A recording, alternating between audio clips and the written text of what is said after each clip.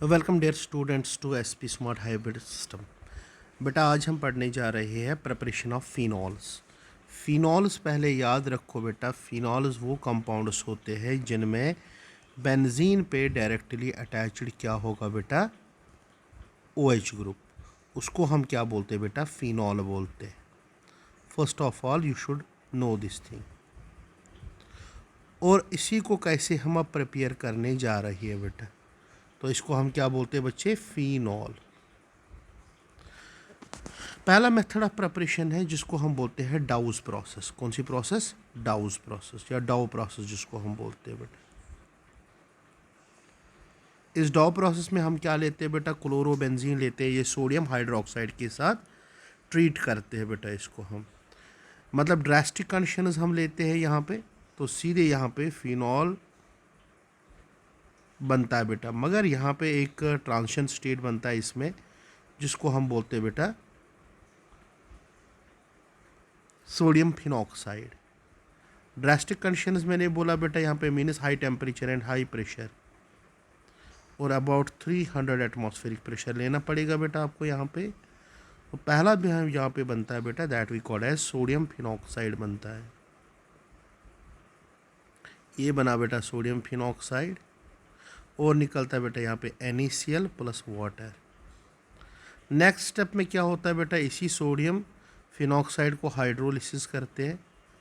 Hydrolysis के बाद जो प्रोडक्ट बनता है बेटा यहाँ पे, that we called it as phenol बनता है बेटा। या हम अगर इसमें H2SO4 भी डालेंगे तब भी जाके बनेगा बेटा ये। और यहाँ पे क्या देता है, Na2SO4 फॉर्मेशन होती है बच्चे। अगर वाटर डालोगे तो सीधे NaOH बनेगा बेटा, ठीक है। तो ये रही पहली प्रिपरेशन। दूसरा होता है बेटा, जैसे कि हम यहाँ पे देख रहे हैं बेटा, हाइड्रोलिसिस ऑफ एस्टर्स। कौन सा, hydrolysis of esters. Hydrolysis of esters, hydrolysis of esters क्या होता है बेटा, यहाँ पे एस्टर होता है ROR, सॉरी ईथर्स की बात करते हैं, तो ROR होता है ईथर। अगर हम इसकी हाइड्रोलिसिस करेंगे बेटा, ब्रेकेज हो जाएगा बेटा, तो वाटर हम लेंगे बेटा इसमें और एसिडिक मीडियम लेंगे बेटा, तो ये देगा ROH प्लस R-OH। जैसे बेटा मैंने एक एग्जांपल यहाँ पे दी है बेटा, तो मैंने यहाँ पे क्या लिया, फिनॉक्सीबेंजीन लिया बेटा मैंने यहाँ पे, या मिथॉक्सीबेंजीन लिया बेटा मैंने यहाँ पे, या मिथाइल फिनाइल ईथर लिया बेटा। इसकी हाइड्रोलिसिस करके हम फिनॉल प्रिपरेशन करते हैं बेटा।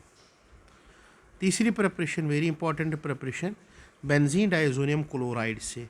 जैसे कि बेटा मैंने आपको बोला कि यहाँ पे बेंजीन डाइजोनियम क्लोराइड क्या होता है, बेंजीन के ऊपर अगर N2 पॉजिटिव Cl नेगेटिव होगा बेटा, इसकी भी हम क्या करेंगे, हाइड्रोलिसिस करेंगे सीधे।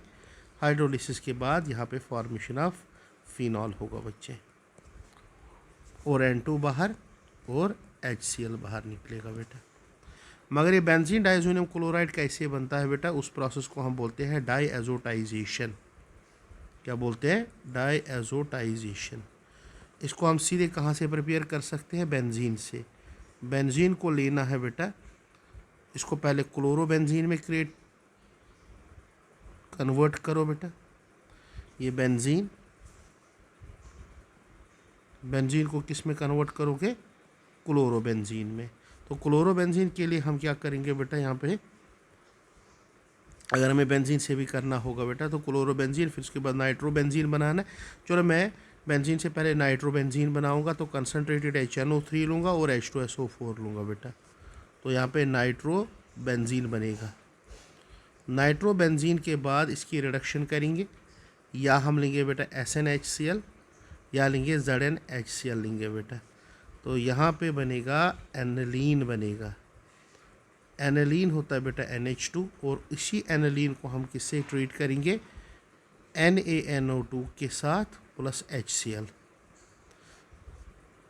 ओके, तो यहाँ पे बनेगा benzene diazonium chloride, N2 positive Cl negative formation होगा। तो इसी की हाइड्रोलिसिस बाद में करते हैं तो फिनॉल प्रिपरेशन होता है। तीसरा होता है बेटा कि हम यहाँ पे ग्रिग्नाइड रिएजेंट का भी यूज़ कर सकते हैं बेटा।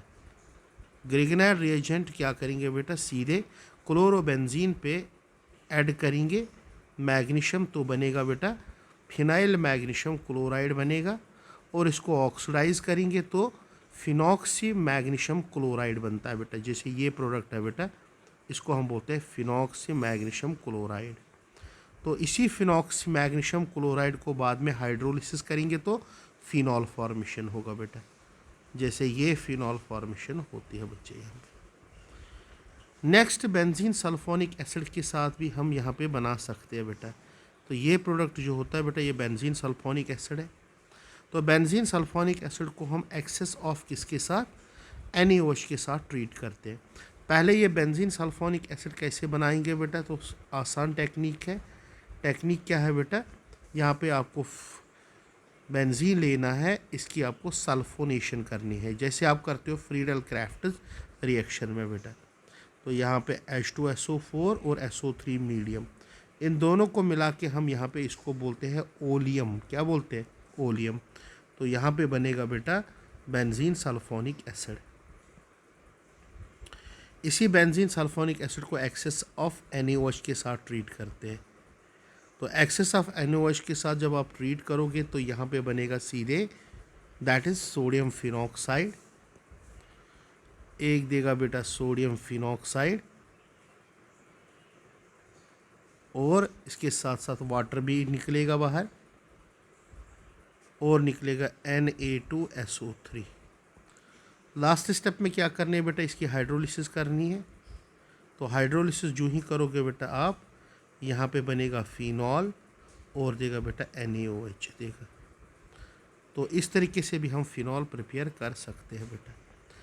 नेक्स्ट इसकी सैलिसिलिक एसिड को अगर आप डीकार्बोक्सिलेशन करोगे, डीकार्बोक्सिलेशन ये वाली प्रोसेस बेटा, डीकार्बोक्सिलेशन के लिए याद रखना हमेशा क्या करना होता है, डीकार्बोक्सिलेशन के लिए आप यूज़ करोगे NaOH in presence of calcium oxide. Okay, ये याद रखना बेटा। तो यहाँ पे भी फिनॉल फॉर्मेशन होगी और Na2CO3 देगा और HCl देगा। नेक्स्ट इंपॉर्टेंट प्रोसेस है जिसको हम बोलते हैं रैशिग्स प्रोसेस। रैशिग्स प्रोसेस में क्या करते हैं बेटा, हम बेंजीन लेते हैं, बेंजीन को ट्रीट करते हैं HCl के साथ। किसके साथ, HCl, याद रखना बेटा, और half of O2। Okay, in presence of CuCl2 और FeCl3, इनको बोलते हैं FC, फ्रीडल क्राफ्ट रिएक्शन बोलते हैं, या क्लोरिनेशन यहाँ पे होती है। तो यहाँ पे बनता है क्लोरोबेंजीन फर्स्ट ऑफ ऑल। तो क्लोरोबेंजीन से ही हम क्या करते हैं बेटा, फिर उसके बाद इसको स्टीम के साथ ट्रीट करते हैं, मीन्स वाटर के साथ ट्रीट करते हैं around 700 kelvin temperature and high pressure. और ये सीधे क्या देता है बेटा, ये फिनॉल देता है और HCl। Last preparation is oxidation of cumene. याद रखना बेटा, क्यूमीन जो होता है वो होता है आइसोप्रोपाइल बेंजीन। क्या होता है, आइसोप्रोपाइल बेंजीन। ये आइसोप्रोपाइल ग्रुप है बेटा। पहले इसको क्या करते हैं बेटा, ऑक्सीडेशन करते हैं O2 के साथ। तो यहाँ पे बनता है क्यूमीन हाइड्रोपेरोक्साइड। क्यूमीन हाइड्रोपेरोक्साइड ये होता है बेटा, ये CH3 यहाँ पे, CH3 यहाँ पे O एंड H। बाद में बेटा इसी क्यूमीन हाइड्रोक्साइड को सीधे क्या करते हैं बेटा, हम हाइड्रोलिसिस करते हैं बेटा। तो एक बनता है बेंजीन और दूसरा देता है एसीटोन। क्या देता है बेटा, एसीटोन। तो ये है एसीटोन और ये है फिनॉल। तो अगर आप देखोगे बेटा यहाँ पे भी ये रिएक्शन है बच्चे, ठीक। ये बेंजीन, आइसोप्रोपाइल बेंजीन को ऑक्सीडेशन करते हैं तो क्यूमीन हाइड्रोपेरोक्साइड बनता है। फिर इसके बाद इसकी हाइड्रोलिसिस करते हैं तो फिनॉल बनता है बेटा। और ये दूसरे तरीके से भी हम यहाँ पे क्यूमीन को प्रिपरेशन कर सकते हैं बेटा। अगर हम यहाँ पे याल्किन जो है बेटा, दैट वी कॉल एज प्रोप1इन। प्रोप1इन को किसके साथ ट्रीट करेंगे बेटा, बेंजीन के साथ इन H3PO4 एंड AlCl3 के प्रेजेंस में। इस तरीके से हम यहाँ पे क्यूमीन को प्रिपेयर कर सकते हैं बेटा। Now general characteristics of alcohols क्या होते हैं बेटा? लोअर मेंबर्स कलरलेस होते हैं, मोबाइल अल्कोहलिक स्मेल लिक्विड्स होते हैं, mostly up to carbon number 11 तक। हायर मेंबर्स जो होते हैं वो वैक्सी सॉलिड्स होते हैं। Lower members have burning taste while higher members are tasteless. Alcohol जो होते हैं बेटा टॉक्सिक इन नेचर होता है और सबसे ज़्यादा टॉक्सिक कौन होता है बेटा? मिथाइल अल्कोहल होता है बेटा। जो पहले 3 मेंबर्स होते हैं वो मिसिबल इन वाटर होते हैं, यानी कि अगर हम सॉलिबिलिटी की बात करेंगे, पहले 3 मेंबर्स यानी कि मेथनॉल, एथनॉल एंड प्रोपेनॉल, ये होते हैं बेटा सॉल्युबल।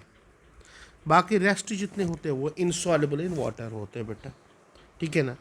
क्योंकि याद रखो बेटा, जो आपके पास अल्कोहल है बेटा इसमें 2 पार्ट्स होते हैं, आर एंड OH पार्ट। ये आर जो होता है ये हाइड्रोकार्बन पार्ट होता है और ये हाइड्रोफोबिक होता है, और जो OH होता है बेटा ये पोलर होता है, ये हाइड्रोफिलिक होता है।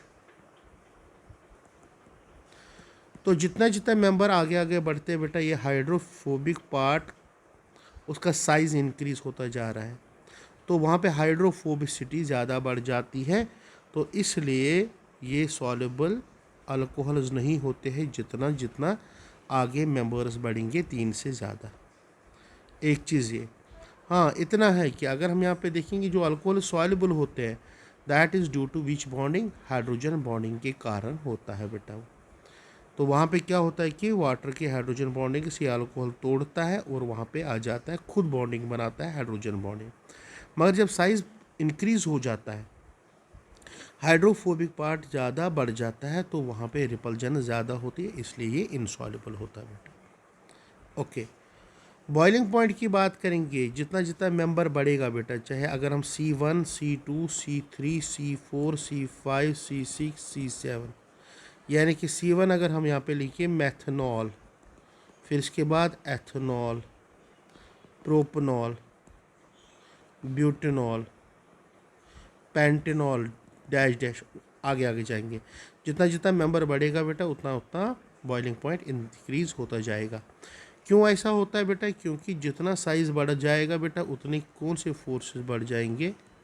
वैंडर वाल्स फोर्सेस बढ़ जाएंगे, और जितने जितने वैंडर वाल्स फोर्सेस बढ़ जाएंगे उतना बॉइलिंग पॉइंट बढ़ता जाएगा बेटा।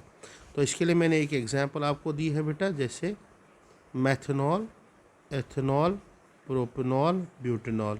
तो सबसे ज़्यादा बॉइलिंग पॉइंट किसका होगा? ब्यूटेनॉल का, फिर इसके बाद प्रोपेनॉल, फिर इसके बाद एथनॉल और मेथनॉल का बेटा।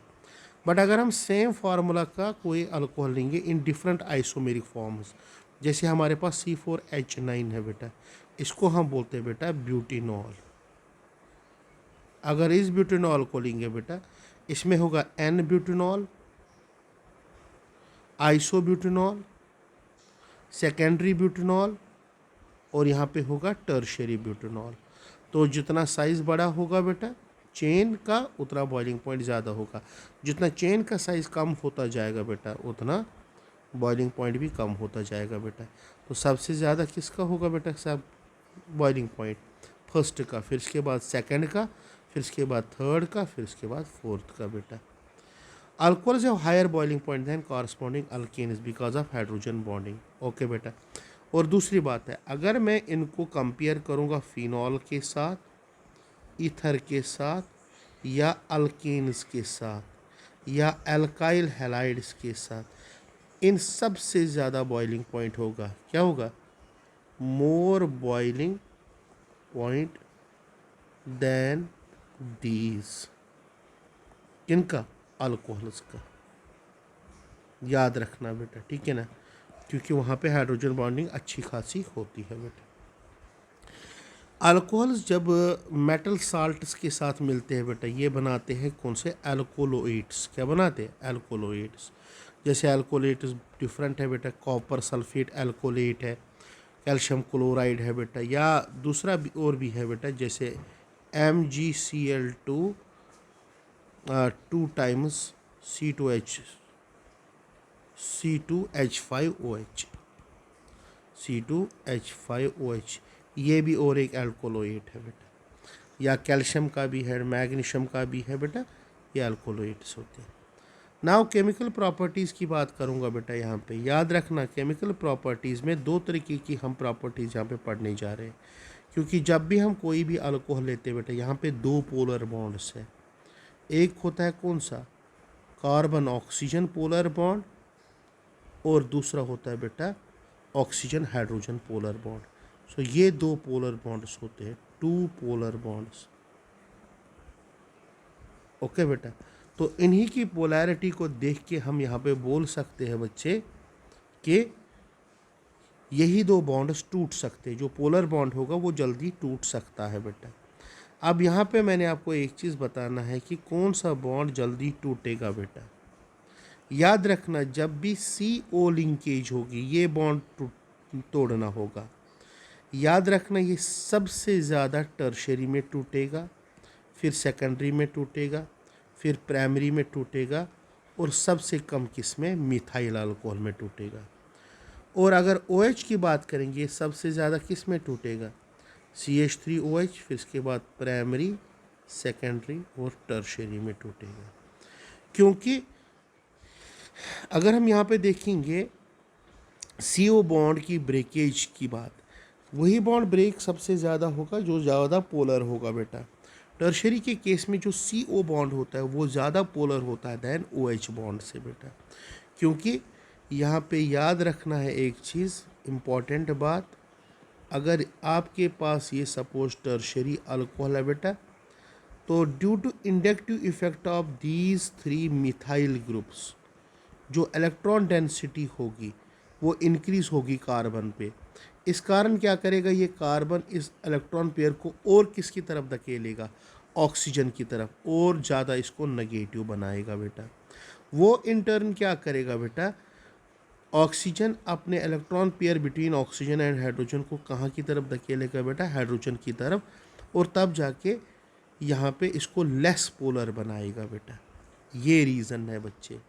वाइलेज उल्टा क्या होगा बेटा, अगर आपके पास CH3OH है बेटा, यहाँ पे अगर हम देखेंगे कि जो 3 हाइड्रोजन होते हैं इनका कोई इंडक्टिव इफेक्ट नहीं होता है। यहाँ पे अगर हम देखेंगे CO bond and OH bond में पोलैरिटी किसकी ज़्यादा होगी, ओब्वियसली OH बॉन्ड की पोलैरिटी ज़्यादा होगी। वो किस लिए इसकी पोलैरिटी ज़्यादा होगी, क्योंकि ऑक्सीजन और हाइड्रोजन में इलेक्ट्रोनेगेटिविटी का बहुत ही डिफरेंस है, वाइलेज ऑक्सीजन और कार्बन में इतना ज़्यादा इलेक्ट्रोनेगेटिविटी डिफरेंस नहीं है बेटा। इसलिए हम कहते हैं कि अगर हमारे पास सपोज मेथनॉल होगा और एथनॉल होगा बेटा, तो कौन सा ज़्यादा एसिडिक होगा बेटा, ऑब्वियसली मेथनॉल ज़्यादा एसिडिक होगा, क्योंकि उसमें OH बॉन्ड जो होगा पोलर ज़्यादा होगा, और उसमें OH बॉन्ड की संभावना ज़्यादा होती है टूटने की, और वो जल्दी कौन सा आयन फर्निश करता है, H पॉजिटिव आयन। और जितना ज़्यादा H पॉजिटिव आयन ज़्यादा फर्निश होगा बेटा, उतनी उस एसिडिक कैरेक्टर क्या होता है बेटा, ज़्यादा होता है। तो ये रहे आपके पास preparation of phenols and some characteristics of alcohols. Okay, thank you very much.